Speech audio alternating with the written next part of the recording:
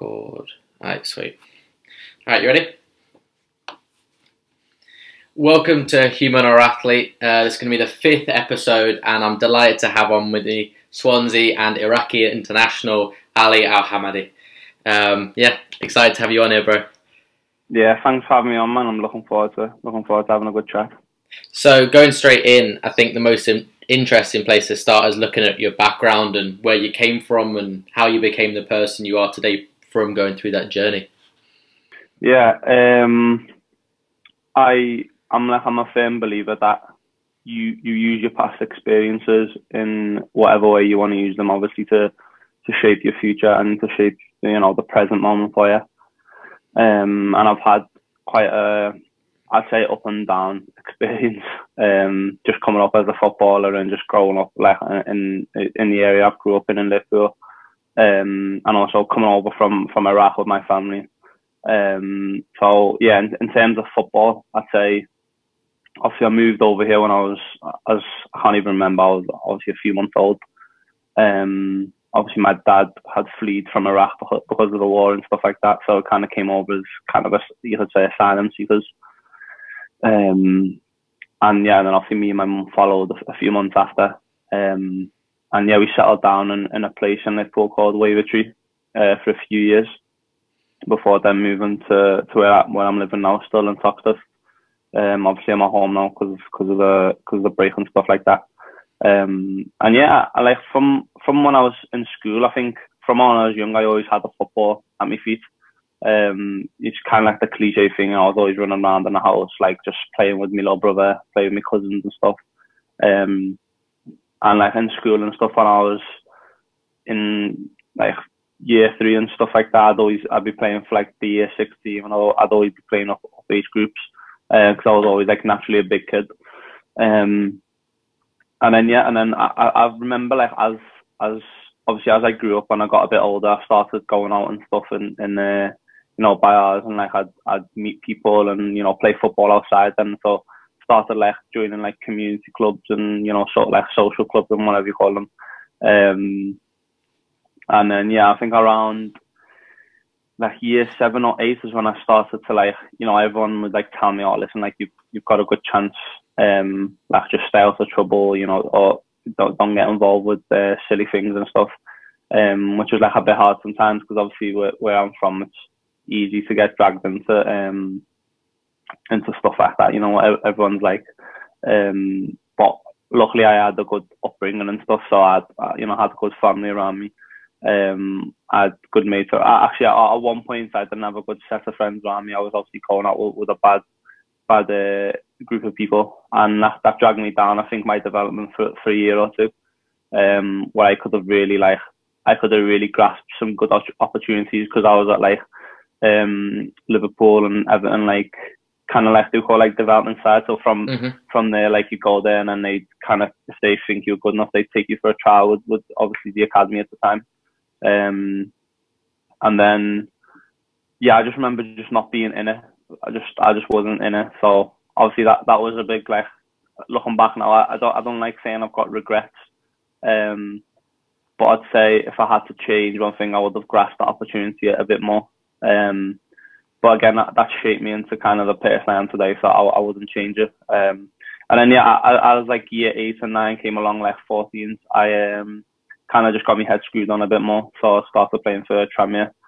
Had a good 2 years there. I was playing for like the under 18s and stuff when I was under 15s, and like scoring goals, playing in the FA Youth Cup. And then like trialled at a lot of places after 16s, like obviously Swansea, where I'm at now.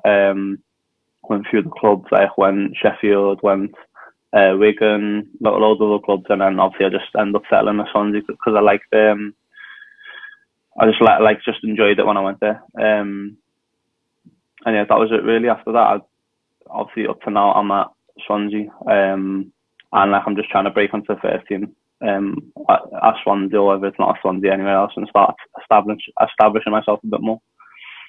Yeah, what was, so you talked about it being a good upbringing. What were like the kind of the key values that made it a good upbringing and brought you back to being on track after that couple of years or year or so? You know what? It's a weird thing. I don't know whether you can teach it to someone, but I don't know whether you've got it as well. But I always felt like the odd one out. You know, when I was with my mates and stuff. Even though I'd be doing the same things, like they'd be all like standing around me, like smoking and stuff like that, and I'd be looking around and I'd be like, this is not me. Like I shouldn't be here right now. But you kind of just go along with it because like you think it's cool or whatever. And again, like I'd always just come home and feel guilty about it and be like, why am I doing this? What's the point of me doing this? Like my dad sacrificed so much for me. And like I'd look around and I'd see my dad like waking his bollocks off like from morning till night to like provide for us and make sure we're like eating well, make sure like we were never like rich growing up, like we were never well off. But my dad always managed to like make sure we had everything that we wanted, like to like obviously within certain means. Even the days where he'd tell me stories when he was younger, like because we didn't have enough to like get food sometimes, like he wouldn't eat some days just so like some me and my little brother could eat growing up. So I always had like these things in my mind, and then I think it just got to a point where I was like, you know, I'm sick of this. I don't wanna. This is just not me. I don't wanna like be like everyone else. And yeah, so I think the values I kind of just took from my dad. Just seeing obviously what he done, and obviously my mum as well. Like my mum was a big part in it as well, not just my dad. But I think my dad was just like that strong figure growing up that like I always used to look up to. Yeah, I think it's like when you describe that odd one out, it's kind of like that. There's just a little bit more sensitivity to life, like a little bit more awareness. And you know, would you say that's because of, you know, your family environment and that, or would you say it's kind of something just who you are? Like, you know, it's a weird one. Yeah, it's a weird one. You know what? I always speak about this with like close people to me because I kind of like to say like why how can you not make people like why can't you make everyone aware of what they're doing? Like why can't everyone kind of not be like me as in like I'm perfect, but why can't everyone be aware of their feelings, and why can't everyone kind of be aware of the actions when they're doing stuff wrong? And I don't know whether that is something from an upbringing or not. I think it is, like that's a big part of it. Because like when I think back, like my dad was always make sure I was doing my schoolwork. Like again, even though I was like a bit of a, not I wasn't naughty, but even though when I'd get into a bit of trouble, like I was always getting like I always had good grades, I had good GCSEs and stuff. So like my dad always used to say to me like, no matter what, you still have to get the result, even if that means. Like he used to say to me, I don't mind if you mess about a little bit and stuff, as long as you're getting everything done and everything that you need to get done, and as long as you're working hard. And obviously in my culture, it's kind of different because you'd find a lot of people in my culture who's moved here have sacrificed quite a lot to be here. Like education and stuff is quite a big thing. So like you kind of feel a bit pressured, like from your family, like you have to do that. And I think that pressure makes you a lot more aware of like what you're doing, and obviously your actions and the stuff you do. But yeah, I don't know. I think again it's a mix of loads of things, like your upbringing, again the people you surround yourself with, the things you read, the things you watch. It's like a collective of a lot of different things. Do you think you can cultivate it? Yeah, I think you can. I think you have to be open to it. That's the first step. Yeah, I think you have to be willing to do it. So if you're a person that's not willing to do it, no matter how much you press this person to start doing something, they're not going to do it. But what you can do is like guide them. So I like to help people a lot. So when I speak to people who are around me, like family and stuff like that, and ask me, you know, like how can I start like being better? How can I start, you know, again being more aware and being. And I say to them, it just starts from taking them first steps. But again, as much as you tell somebody or you try to, even if you try and force it on them, unless they truly want to do it themselves, I don't think it's possible to do. Yeah, 100%. I feel that 100%. It's like, you know, when I help people and they have to learn the lesson themselves to get there. And at the same time, if you do want to cultivate more awareness and more sensitivity and more depth, I think again, it's like you said, you can control your environment and then you control your experiences in a way.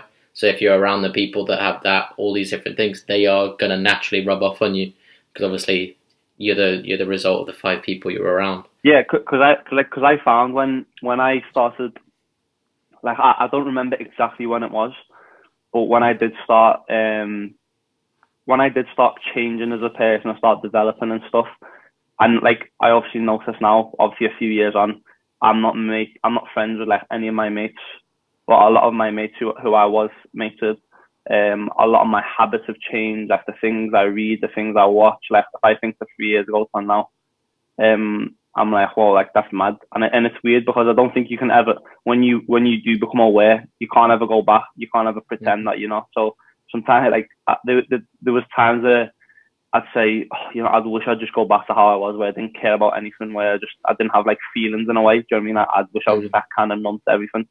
But you can't like fool yourself because you've already like reached that point where you know how, like, the things that trigger you, like your awareness, and you know what's right and what's wrong now. So you can't really ever go back to being like that either. Bro, I feel you so much, because one of the big questions, like you said, when you talk about this stuff is, do you think it's a blessing or a curse to have that awareness and that sensitivity to life? Yeah, I'd 100% say blessing, 100%. I think you can't know your true potential without having that awareness, because if you're one of these people that, again, is like, me and my brother just like to call them like walking zombies. Like if you're just walking around, like you're numb to like everything. You don't know what's going on around you. I just don't think you can ever truly fulfill your potential as a person on this earth. So yeah, you might go your whole life and you might not worry about a lot of things. You might be careless about a lot of things, and like you might see that as a good thing, but you're not gonna ever really know the true meaning of like living and like a purposeful life, I think, if you're not aware. Bro, 100%. It's like, I always think that exactly that numbness and that emptiness, it's like you're living like 5% of what life can be. You're not open, you're not set. Like it's incredible the difference that it makes. Does it, for example, like you transition from, you know, Liverpool to Swansea? Obviously, I'm guessing you made that on your own. If your family still live up in Liverpool, how was that for you? And then, like, you know, does it make it harder, or did it make it different having this awareness? And how was that transition for you? I think moving away was the thing that really changed me as a person. Like that was what really set me off on my journey. Because growing up, again, I was from like 14 to 16. I had a lot of ego as a person. I'd been like, obviously, because of the people around me, I'd always been made to like, oh yeah, you're amazing, like you're gonna be this, you're gonna be that. You know, like, Ali's sick. Do you know what I mean? Like, I always had that ego. And then when I went to Swansea, like the first year, I got a shock, like a reality check, because I realised, shit, like these players are way better than me. And it was hard to take that, because I'd always been a very confident boy, like growing up. And I still am, obviously, but it was, I kind of learned that it was gone from was it actually confidence, or was it being arrogant and having an ego? And I realized a lot of it was like insecurity, like I wasn't actually as confident as I thought I was. So obviously training with better players than me, playing against better players, you know, you go from playing teams like Blackpool and all these teams to like playing Chelsea and Arsenal and Tottenham, who are like some of the best academies in the world. And you see like, wow, like this is like the top level. Like you see the difference. But what I did take good confidence was like I even though I did get a reality check, I also could compete at like sometimes. So I was quite an inconsistent player. And I'll talk about this a bit later, but that also came down because of how inconsistent I was away from the pitch, like with my routines and my habits, with like the way I was as a person. I was a very up and down person. So that obviously then translated onto the pitch. But I always had like this kind of underlying like self-belief that I can do it. It's just kind of finding a way to make sure I'm doing it on a consistent basis and proving to these people that like I can do it consistently. So yeah, moving away has been massive for me. Like it's the biggest thing I've done in my life. Obviously, I've lived away from home for like 3 years now. This is my third year. And the things I've learned is just, I couldn't ever like explain it to somebody. The things I've realized, you go to training and you go back home and you're in digs, or you use your whole family, and it's just, you're on your own, so you've got nothing to do but think. So you have to find yourself. You're with yourself 24 hours a day. You're learning about setbacks, learning about failure. And that's the first time I'd ever really learned about failure. Like I always seen failure as a really bad thing, and if you fail, like that's it. Because I'd never been taught that. Again, in our culture, we're not even though I love a lot of things about where I'm from and my culture, it's kind of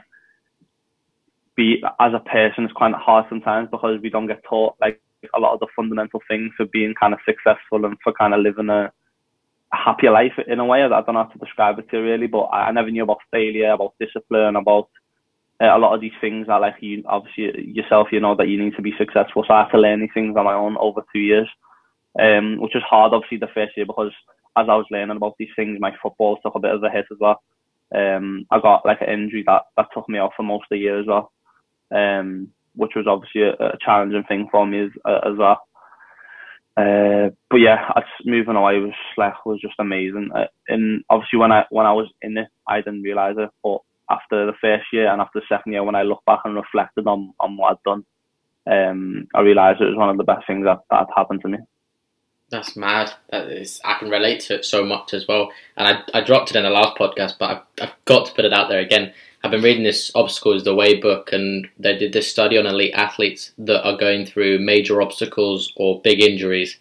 And what they realised is at the end of, or because of it, after returning and going through this, they notice a massive increase in the desire to help and to give to people and to find authenticity in oneself.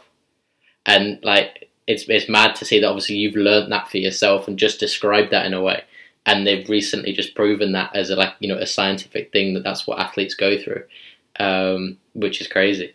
That's crazy. I think that's mad. Yeah, that's kind of exactly like you just said it. Then obviously I only just realised it as you said it, but kind of when you learn something and when you've gone through it, it's like you just want to give it to other people, and you're trying to help other people do it as well. But yeah, I'll have to grab that book off you after as well. Well, that's the thing though. It's like the saying, ignorance is the beginning of enlightenment, and that it's through that ignorance of not knowing something and having to deal with it and face it, and like you said, learn your lessons. It is actually the beginning to enlightenment or just more awareness or whatever. And it's in those times where you can't avoid yourself. You can't just go and see everyday mates 24/7. You can't be a found family 24/7, or the big thing these days is technology and social media. But when you don't have that distraction, because that's obviously what most people do, you have to deal with who you are in that present moment all the time, like you said. And then that's when the real change, the real discipline, responsibility, and all these things kind of come from. Do you agree? Yeah, 100%. I think with enlightenment, again, it's like for me, I think the biggest thing I've realised on my journey of kind of learning and discovering myself is, like, are you doing what you're doing kind of to grow as a person, or are you doing it to impress people, or are you doing it for the outcome, or are you doing it for the money or the fame? And obviously growing up and like still obviously there's still probably underlying beneath it all, but like a lot of people do it, they do, like especially in football, for the money and for the fame, and you want to get big, and there's nothing wrong with that. Like, that's a bonus, obviously. No one would want that. But I'm saying your main purpose should not be that. What I do, what's kind of changed in me now is I do for growth as a person. So a lot of people take the, I don't know, am I allowed to not swear? But not really. It doesn't matter. A lot of people take the mix sometimes and say like, oh well, why did you do what you do? Like, why did you wake up at 7? Why did you go to sleep early? Like, why did you go out? All this stuff. And like, even though I don't have to, and it's not about me doing that to kind of impress people. It's for me as a person. Like, it's for me to discipline myself, because if I can't get up in the morning and do my bed and all that kind of things, how can I expect to be disciplined on the pitch then, or in training, or in the gym, if I can't do the little things right? And that's what kind of does my head in sometimes, because people don't understand that the way you do want the little things is the way you do kind of everything in your life, especially with your profession and stuff. So yeah, I agree with what you're saying about enlightenment. It's like, it's the beginning of like a much bigger journey that you ever knew it was. It's you think it's like, oh yeah, I'm just trying to grow as a person, but once you really get into it, you realize that once you really are aware of everything and how you feel, you realize like it's a much bigger and deeper journey than what you think it is. Yeah, I think that awareness that always comes up with me is that everything's all part of a bigger picture. And in a way, this guy talked about it, calling it the infinite game, is that it's about the infinite, like the infinity of just improving and just doing what you're doing, not about like little ups and little downs of one bad game or whatever. Because in the infinite game, there is no ending, there's no finish line, and so in that mindset, all you're doing is just growing. And I love that attention to detail because that's obviously, like you said, in your daily life, the attention to detail is huge. And you mentioned purpose and having that. What would you say your kind of main purpose is? Probably, obviously on the pitch is obviously, just to be the best footballer and to go down there. But off the pitch, what would that be for you? Yeah, again, I think purpose is a difficult thing because a lot of people look for purpose and yeah, you must be searching for your purpose, but also you need to be open to your purpose. So it's not something that you can choose, and it's not something that I want this to be my purpose. So with me now, it's kind of every time I think I know what I'm doing, something else that kind of grows in me, and like something else pops up, and I'm like, oh, well, maybe it's this, and maybe it's this. I say my purpose right now might change, but if I had to kind of put it on one thing, it's like kind of again make people kind of similar to your James, kind of make people a bit more enlightened, being myself, just being myself and just putting what I want to put out there and not being affected by other people, being affected by things. And when that's my last bit. Yeah, so I don't know. It's a really hard thing, purpose, because you can either. I watched a movie yesterday, actually, with my little sister, called Solar on Disney, and it was a proper interesting movie because this guy's trying to find his purpose the whole movie. He's like a jazz player, I think he is, and then he kind of moves out of his body, so he kind of dies and goes and ascends to this afterlife, and it's just a soul, and then he comes back to Earth but in a different body, and kind of he's trying to find his purpose all over again. And then he kind of reaches what he thinks is his purpose. So he thinks being one of the best jazz players is his purpose. So he goes and gets this gig and plays in this band. And then after, he just feels like numb. He doesn't feel anything. He says, "Oh, this is not how I'm meant to feel. I'm meant to feel a lot better than this." And I have to see him where he's sitting there playing the piano and at the end in a room on his own. And he kind of picks this feather up, and then he just has flashback of a lot of things in his life, things that he didn't appreciate at the time. Just things like hugging his mum, walking in the morning, looking at the sky, and it's weird. I think people search for this purpose of a goal, and it's not to say we shouldn't have goals, but I think purpose is living, and it's just enjoying the things every single day, and the things even you might not think is enjoyable. Today, I'm thinking of all the things I've done today, and I might not think at the time washing the dishes is enjoyable, or taking something out, or just going for a drive or something, but it's these little things that are the purpose of life. And if we don't enjoy how to live through them, then when we do get to these big goals, we won't enjoy them either, because we'll be like, oh, well, I kind of just endured every single thing until that point, and then now what? It's kind of here, and I haven't enjoyed any of it. So yeah, that was a long answer to your question. No, I love it. It was beautiful. It's so important. There's so many key things in there that again, going right down to the nub of it, present moment, and being present in each and every moment, no matter the task, no matter what it is. And I think that's so incredible. And I read this book called The Midnight Library, and this girl basically wants to commit suicide, and in between life and death, she goes to this library, and in this library, you've got all her books of the life she could have lived. And you've got, being an Olympic swimmer, being a rock star, all these random things that she dreamed of and she could have been. And the whole point, obviously, at the end is that she survives, and that none of their lives are the lives that she was going to live. The only one that she was truly fulfilled and happy was with her own. And so, like you said, it teaches that thing that we're seeking and we're seeking, we're wanting and we're wanting. But all that we'll ever have is within us, and all that we'll ever have is that present moment of doing something as simple as a dishwasher. And that's all that we can control and we can have.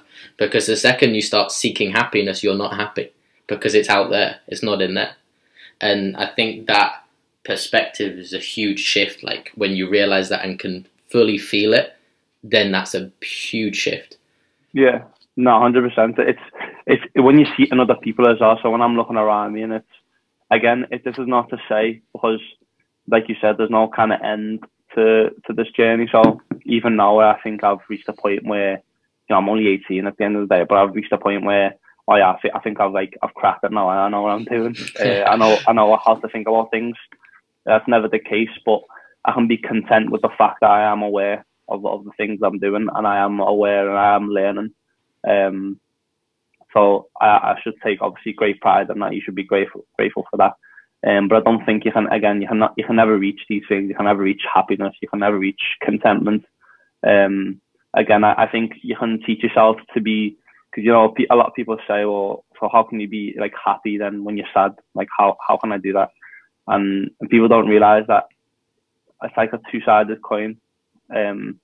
Like happiness and sadness is a two-sided thing. Like you can't have your life without both of them. Like if you didn't know what sadness or setbacks was, you wouldn't know what like success or happiness is, because that's all you know. So it's learning to just, when you're in that moment, when you are maybe a bit down or upset or whatever, it's just being content. It's not being happy. It's being content and not overthinking it. It's like, yeah, I'm sad or I'm a bit down. Be content with everything you have and kind of just let it pass.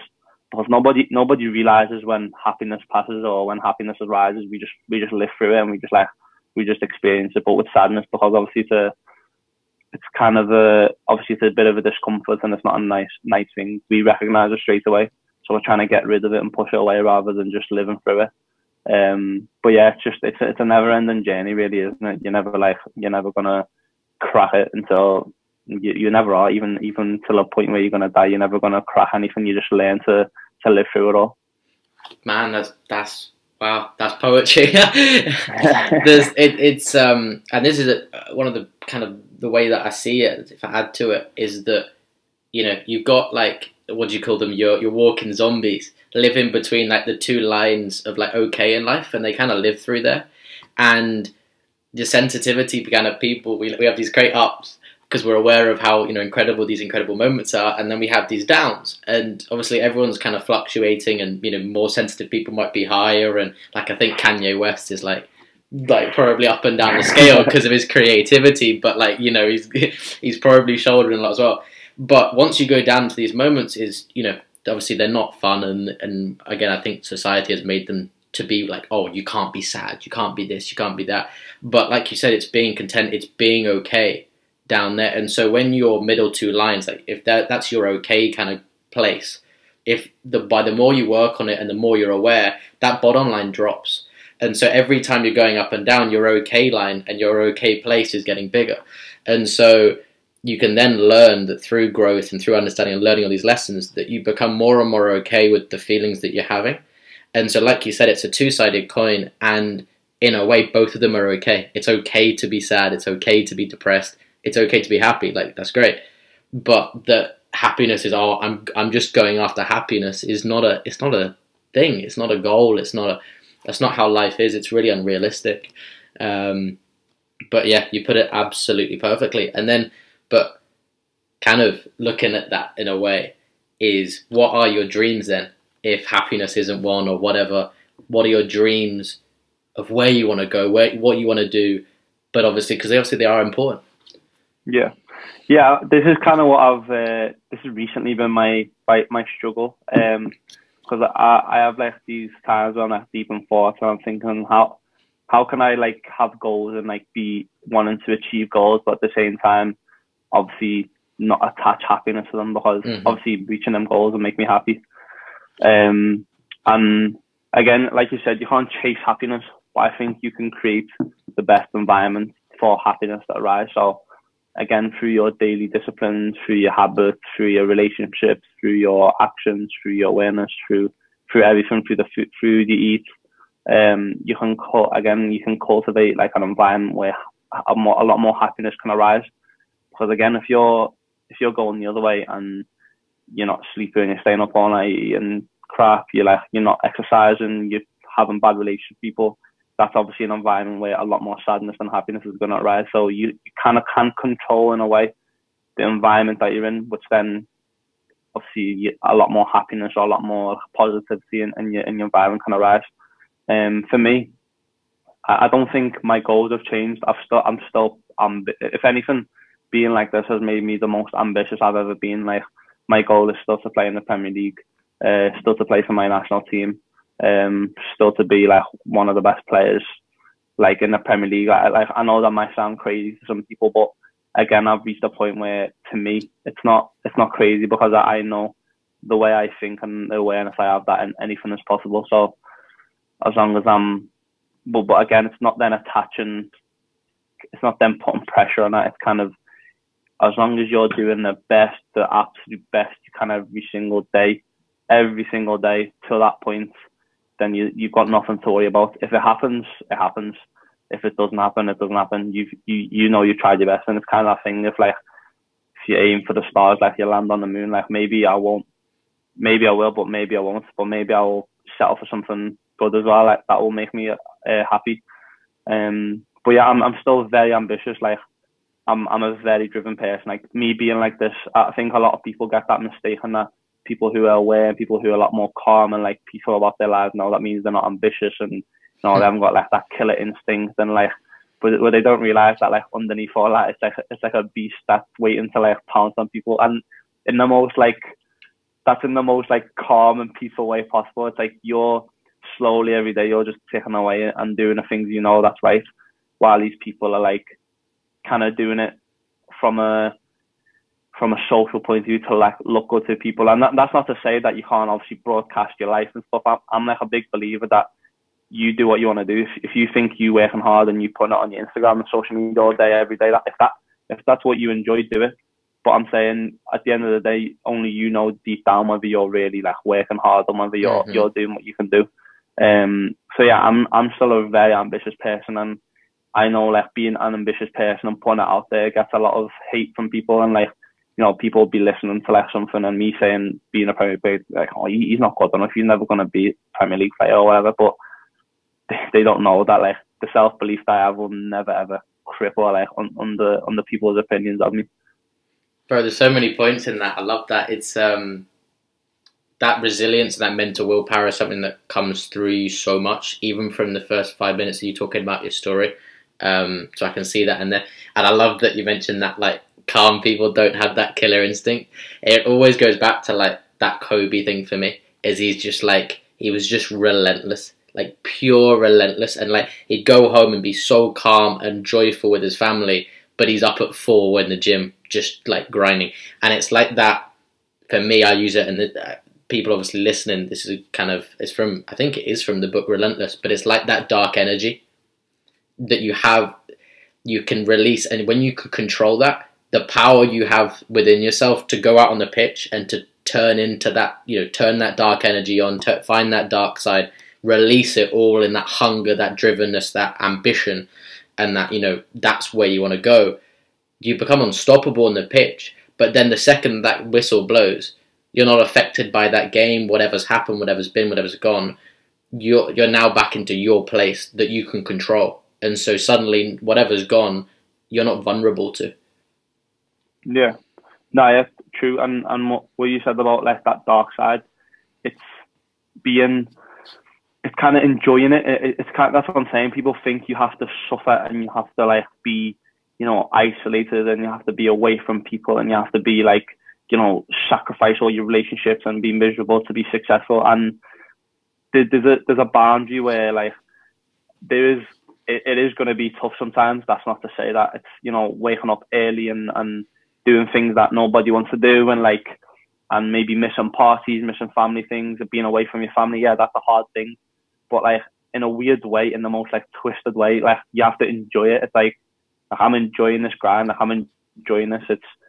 You should take great pleasure in knowing that like other people don't want to be in your position and don't want to be what you're doing. That should give you a crazy energy, because it's like, I'm doing things that people don't want to do. And yeah, these people right now, they, in the short term, they might not see the picture that I'm creating, but I can see it in my mind. I can see myself on the pitch in 10 years time, when the fans are all left screaming my name. I can see in like 5-10 years where I'm at these like meetings with all these business people, like maybe in your position, or like, you know what I'm saying? Like, I can see these pictures in my mind, and I don't care if you can't see that, because you're not living my life.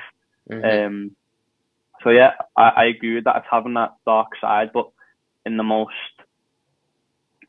like calm and like positive, like loving way possible, because you don't want to be, again, at the end of the day, it's all about being a good person. Like you don't want to be like, there's being ruthless, and then there's just being bad to the people around you and stuff like that. So I think you can reach a point where you are relentless and you work on like an absolute horse, but then at the same time you're a very like good person. You have a good relationships with your family and your friends and stuff. And it's not an excuse. You just have to find time, and you have to find a way to do that for yourself, because everyone's different. I think you've 100% put that myth to bed, in that you can't be an incredibly hard worker and be a kind, giving person at the same time. It's so important for people to realise that. And then obviously looking at what you do off the pitch in 7:31 AM Club, and the mental health video release, how important was that for you to give those to the world, and for people to hear that for yourself and for the other people? Yeah, I've always liked speaking as well. In school I was always like a good speaker. I'd do things like speaking in front of the class, or like doing like speeches and stuff like that. I've listened to podcasts for a few years now. So I've always wanted to do something where I'm speaking to people kind of similar to you. But I kind of just wanted to do something different, because I've seen a lot of people doing podcasts and stuff. So I kind of just waited on it and waited. It was actually probably me putting it off a bit, because I was a bit scared, like a bit insecure what people might think of me and stuff like that. Like, being in a football environment, starting something like that is obviously the initial like reaction of people like might not be the one that you want. So I kind of just put it off for a little while, and then eventually it just got to a point where I think I was just literally in the shower, like having a shower, and I just got like an idea that, whoa, like I could do an Instagram live. Because like my Instagram like grew a little bit now. I've got like a decent platform to kind of grow that message. So I thought, instead of starting something from scratch, I can just broadcast it onto there. So obviously with the first video about obviously the mental health stuff, was kind of just a reactionary thing. Like I didn't plan that. It was just, I came home one day after training, and obviously with everything that's happened, I just felt like a lot of people needed to hear that, and I was just overwhelmed by the amount of people that felt the same as me. I had the amount of messages I got, like obviously it was just shared by like loads of people, like loads of top like players and like pundits, and like I've done like interviews with Sky Sports, and just like it was just all mad. So then obviously, as I said, like the 7:31 AM Club kind of just came to me, where I was thinking, people, what's the best way I can be accessible to people without people having to go out their way as much as possible? And Instagram was the best thing, because I thought everyone goes on Instagram in the morning, like checks their phone, flick through the phone in the day. Sadly. Sadly. Yes, it's not probably. It's probably a bit more like manipulation than anything else. It's just like, I thought, instead of maybe changing people to don't go on the phone, that's very hard to do. So maybe change what they see in the morning is probably a better way to do it. Love it. So I don't know, some people view it as like a mental health thing. I didn't really do the mental health thing. For me, it's more of like maybe that, if you could say, motivation, like kind of get up, get on it, and like let's go. But a lot of people join it for like the mental health side to grow as a person. But yeah, it's kind of just a mix of everything right now. So what I do is like plan it throughout the week. I won't plan it like religiously. Like I'll just, whatever kind of comes to my mind in the week, the things I'm thinking about, I'll just jot it down on my notes, and then speak about it on the Monday and Friday. So yeah, that's what I've been doing now, and hopefully like over the next few months I can start getting, I'm going to start getting more people on it. So getting like kind of in a podcast way, but just a 30-minute live in the morning, and just getting people to come on, like athletes or business people or entrepreneurs or whatever they're called. I don't even have to say that. Did I say that right? Yeah, you good. Yeah, just random people, like barbers, like just loads of people, just getting bits of anyone, because I'm more so a firm believer that you don't need to learn from like crazy people. Like you can learn from everyone. Like you can learn from homeless man, you can learn from the person at the corner shop, you can learn from everyone really. So yeah, probably get you on there as well soon. Bro, anytime, any morning, I'll be up. But yeah, you mentioned the footballer environments, and obviously I think what you do with the 7:31 and all this, it's showing an incredible amount of authenticity, and you're like, this is who I am and this is who I'm going to be. What was that like, for your reaction to putting it out at Swansea, and what is, how hard is it to be authentic in football environments, not just obviously for yourself, but in general? Yeah, it's a really difficult thing, and again, I think you need to reach a point where it's hard to reach that point where you completely don't care. Because again, it's not caring, because it's hard to not care about what people think, because we're human at the end of the day. So it's hard to, you know, not think about that, about what people think. But what you can do is reach a point where you question yourself on why do I care what people think. So for me, that's kind of a point I got to, is like, why do I actually care what these people think? Am I caring what for my image? Am I doing something wrong? If I was doing something wrong, I'd understand. So again, it's that sometimes it's not really trying to get rid of your emotions. It's kind of just letting them settle a bit and then asking yourself, why am I feeling these things? So again, for me, it was just like, okay, yeah, a few of the boys might have a bit of a joke about it, but like, I'm more like, well, is that for my ego? Am I worried about my ego? Am I worried about my image? So yeah, again, I just got to a point where I was like, I don't really care anymore. It's in the nicest way possible. Like, I'm doing me. I'm not harming anyone. I can take a bit of banter. Like, I'm a tough lad. Like, I know I'm from. It's not like I've heard a lot of worse things than like than what people say. So that was it really for me. Yeah, it's mad, and it is, I think, crazy as well, because again, footballers are seeing, you know, such incredible kind of, you know, people and so society and everything. Like, you know, you're made to seem all this, like, you know, this and that, and the fragility of our egos in football is probably as fragile as it gets, which is always kind of mind blowing to me. I promise you're the most insecure people are footballers. Yeah, and it's because in a way, I think obviously society makes footballers seem so good and seem so perfect that they're drawn into that more and more. And once you get good at it, and then you can't get out of it. And I think it's incredible. And that's obviously why we started the podcast, to have these conversations, to make it more normal, to have athletes and footballers talking about sensitivity and emotions and everything. But as you just said, what are the kind of the tools, and what were the steps you took to not, you know, obviously, because a lot of people out here are going to be like, well, I care so much. I care, every little thing gets to me. What would you say kind of are the steps you took? Was it just loads of little steps in conquering your fear of what people think? Do you have tools that you use? What habits and stuff? How did you get to this point? We live right now. We live in a society where no one has a lot of patience, so we want everything now. Whether that's obviously growth, whether that's money, whether that's a job, whether that's success, whether that's food, whether that's anything. Like now, because stuff's so easy to get nowadays, like artificial stuff, like stuff that doesn't really matter. We then think that we can get everything quick. So we live in like a very like hungry for stuff, for like consumers. We consume everything like quickly and chew it back up and spit it out. So we've kind of trying to grow as a person again. And to take the steps to kind of stop, to just being yourself and then embracing yourself. It's little things, and it takes time. That there's no way around it. Like that's what people think there's a shortcut, and like just unfortunately there isn't. Like, there's no.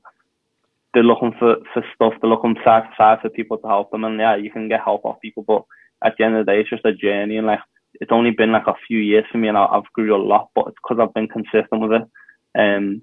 So again, if I was to like say to somebody who's trying to start out, it's just starting with the little things, like going to sleep early and waking up early. Do that for a few weeks, get that sorted. After that, then maybe it's start sorting your diet out. Not completely just cutting stuff out, but maybe only having a day or two in a week where you're having like maybe something bad to eat or takeaway or whatever. Do that for a few weeks, sort that habit out, and then you move on to the next thing, whether that's starting to exercise, starting to study, starting to getting a job. And over time, you realise that like these things start having like a compounding effect, which means one thing leads to another, and then it leads to another, and then before you know it, you're flying, and no one can stop you. So again, yeah, there's no real shortcut. It's just, again, a lot of it is ego as well. It's caring what family think. Family's a big thing. A lot of people, family's a really big thing, like especially for boys, because you know, your boy, you have to be this, you have to be very strong. So it's really difficult, I think, for boys as well. That's not to say it's not difficult for women as well. Obviously, they face their own challenges, but it's very difficult to challenge your own family members sometimes for the things you want to do, because a lot of people think they have to do certain things to impress their family. But at the end of the day, it's your life, and you need to do what you enjoy doing. 100%. I've seen as well that you're a Headspace fan. Yeah, yeah, I am. I seen your streak. I seen your streak. I was like, I can't compete with that. Was it like a 50, 60-day streak? I can't remember. Oh, I went for like 200 and some. I think I had 290 something with my best run. But No way. I missed one morning, but I don't know how. And then it's all started again now. But I think I'm on like 80 again now, so I'm getting there. How important is that for you, meditation? Oh, it's probably one of the most important things. That, again, moving away from home, that was the thing that really started making me aware, because I was getting all these feelings and then I was trying to push them away, and I was just a mess up there. Like, I was very overwhelmed with my emotions. And yeah, just headspace, just meditation. Just at the start, it was like, again, it was my ego didn't let me do it. It's like, what is this? Like, why am I sitting here meditating? Like, what am I, a Buddhist? Is it like a monk or something? And then over time, you just, because it does help to like start doing it. Oh, this is actually decent. At the start, it was kind of I've done it to like relax my mind and stuff. And obviously, as the years have gone past and the deeper I've got into it, meditation, like, my relationship has changed a lot now. So a lot of people sit down to meditate for a purpose. So again, we meditate for that buzz, for that calmness, for that, like, I want something to meditate. Meditation is meant to be the one thing that you do that doesn't have anything attached with it, but we still attach something to it. Like, I want to meditate because it's going to make me feel calm. As the years have gone past, obviously, I've realized that meditation is a lot more deeper than that. It's not about getting that buzz and that calmness. It's about just giving yourself time to be aware and bringing your awareness back, and having that time in a day for yourself. And then it teaches you then to have moments in a day. So obviously now, because I've done it for a while, there's a lot of moments in the day where I just catch myself, like, just drop my shoulders a bit, and I'm a bit tense here, like, or like when I'm doing stuff, and I'm like, just slow yourself down, like, stop rushing. And the biggest thing is that you meditate, actually, it's not just for you, it's for your relationships with other people. Like, it's all like well and good you being a calm and whatever person, but if you don't know how to translate that to your relationships, then it's pretty pointless.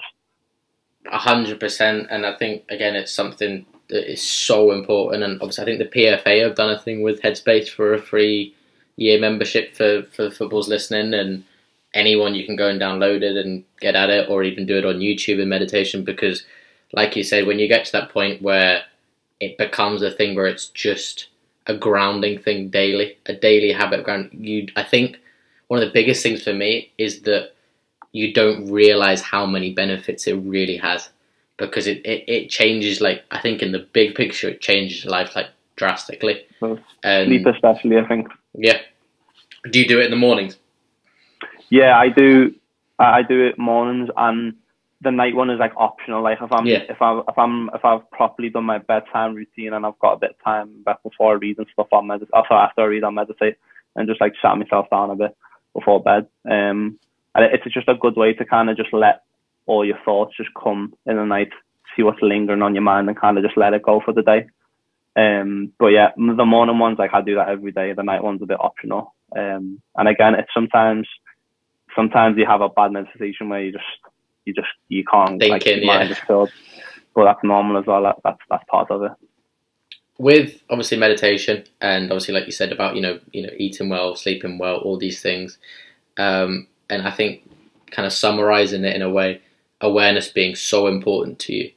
How is there any other way that how do we cultivate that in football more, in a way? Like, how, apart from obviously having these conversations and stuff, but how do we build that? So in football, again, I might be wrong, but from my understanding and my own journey so far with it, is life and football on separate things. And that's why a lot of people struggle with football, like, mentally, because they feel like, okay, when I go to football, it's like the release, forget about everything, and yeah, that's all I'm good. But it becomes like a drug then, where it's like, if that goes away at the end of your career, how are you going to cope with that? Mm-hmm. So I think to cultivate that in football, and to start having a more purposeful and like more aware life within football as an athlete, it's just realizing that you're bigger than just, it's not your identity. So you're more than just a footballer. Like, your life away from football is also how you play on the pitch. So you need to make sure, again, if you can't have good relationships outside the pitch, like with your friends and family, whatever, how can you do that on the pitch with your teammates and your coaches and your staff?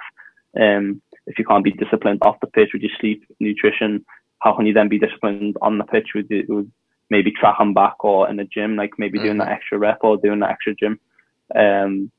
Again, being mindful of being mindful away from the pitch, or maybe recognizing when somebody's feeling a bit down or whatever, like then it's on the pitch, then recognizing when somebody on the field is like struggling a bit with confidence, picking them up.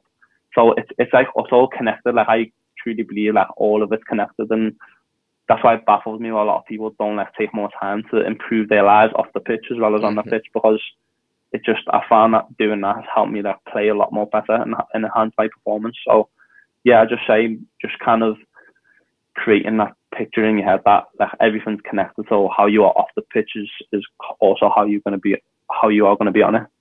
Bro, that's mad. That's so perfectly put, and leads me like brilliantly into my last question, is to what makes you more than a footballer, more than an athlete? What makes you human? What makes me human is just life, just love, like affection for other people. I just life, like just the little things I think makes me more than just a footballer. Like I appreciate the little things a lot now, a lot more than I used to. I appreciate coming home for just a few days with my family. I appreciate seeing my little sister. I appreciate seeing people grow around me. I appreciate like seeing other people succeed now as well as myself, and detaching myself from the idea that it only has to be me. And I think that's what makes me more than an athlete, is just that I believe that football is just a kind of a vehicle for your growth as a person. So it's kind of just one thing that helps you grow, and everything else around it is just going to help you grow, and you just need to appreciate all the little things as well. Bro, that's brilliant, man. I'm very, very grateful I could have brought you on here and had this conversation. I'm sure there's going to be plenty of people out there listening, very grateful as well. So thank you very much, man. Thank you for having me, bro. I enjoyed it. It was good. And yeah, check out 731. Check out his Instagram. Obviously, it'll be linked. Make sure you check that out. Shout, that's a plug. All right, bro. Much love, and thank you guys for listening.